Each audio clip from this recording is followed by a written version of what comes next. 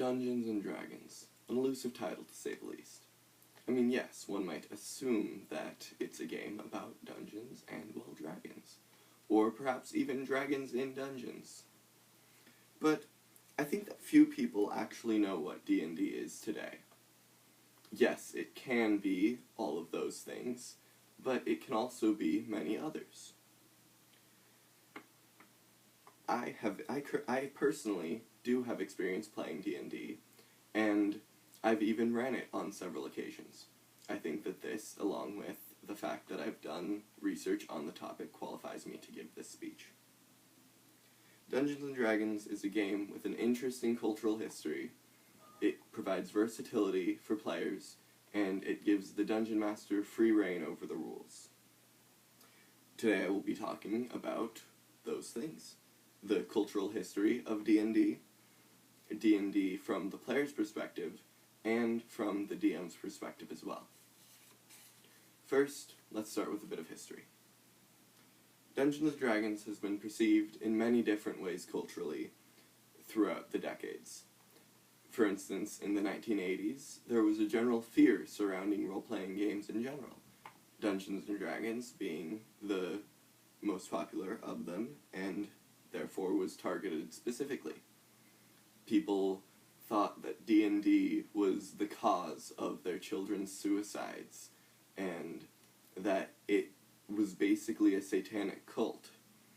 And while these things were unfounded, it put a major stigma on the game for decades. In the 1990s, this changed. The satanic panic was over, but there was still some stigma surrounding D&D, and there even is today. But in the 1990s, something in particular happened. According to Joseph Laycock in his 2015 book Dangerous Games, Dungeons & Dragons inspired countless other fantasy role-playing games defining the genre. And this really happened in earnest in the 1990s. Games like Cyberpunk and Vampire Masquerade came out, and they were more urban-based. They connected with players on a different level, and they were all inspired by D&D. Today, D&D is seen in a different light than I think it ever has before. It's borderline mainstream at this point, with with it appearing in popular TV shows like Stranger Things and The Big Bang Theory. These things have given it a different perception today, and they have made it much more socially acceptable to play and to be seen playing. Now that we've gone over a bit of history, let's see how you actually play D&D today. Debatably, the most important thing to have in a game of Dungeons & Dragons is players. They're vital. You can't exactly play a game without people to play the game.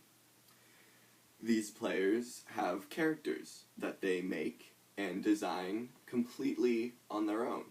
Yes, there are rules and guidelines involved in making a character, but the creativity that can go into it is immense, from what your character looks like to their backstory to what they're capable of doing. And what they're capable of doing is defined by their class. Their class is the set of abilities that they have, and these classes include things that people have probably heard of before, like the wizard, the sorcerer, the fighter, cleric, staples of D&D. But it's not just these that you can play as.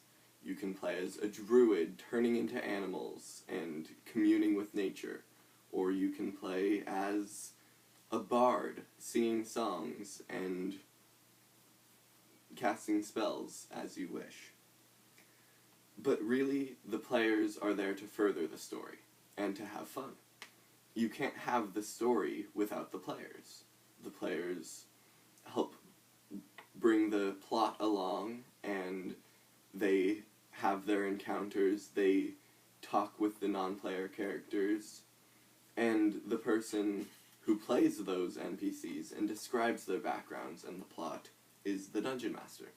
The Dungeon Master is a sort of narrator or referee for the game. They run the game, as I said, and they describe the story, the non-player characters, the environment, the setting. All these things are the DM's responsibility. The way the rules work in D&D allow for a lot of creativity on the DM's part. They have complete liberty over the rules.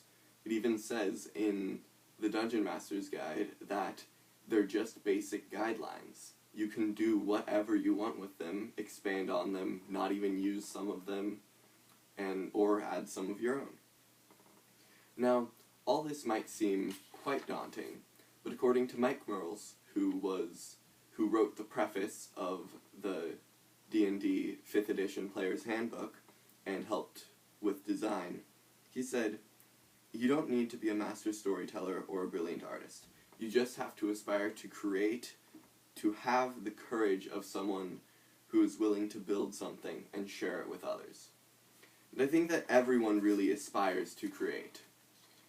We do it every day, just as humans. In our thoughts, actions, ideas, all these things are creating, and we all aspire to add to the world. And so I think, while it may seem daunting to be a DM, anyone can do it if they aspire to create. What have we learned today? Well, Dungeons & Dragons is a game with an interesting history, versatility, and it encourages creativity on everyone's part.